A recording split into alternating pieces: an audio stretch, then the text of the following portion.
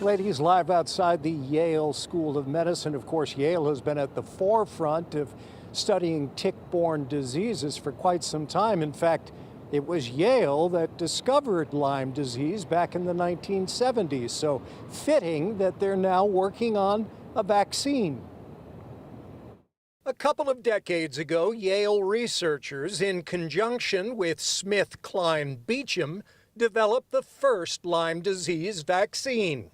But ultimately, the company decided to take it off the market for economic reasons. There just wasn't sufficient demand.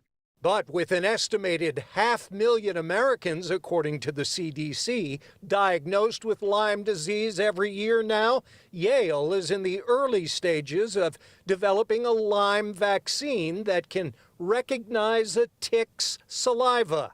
And in animal testing, the tick's saliva sparked a skin reaction, which made it harder for the tick to hang on to its host and feed.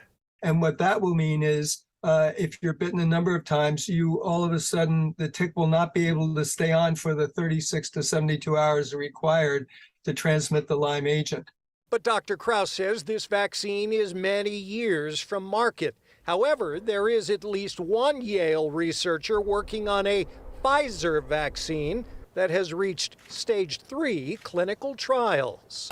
And the hope is the vaccine will prove to be as effective and safe as it is so far been demonstrated, and it would be ready for release probably in 2025. And Dr. Krause cautions that folks need to pay close attention to the fact that some COVID symptoms and those from tick-borne illnesses can be similar.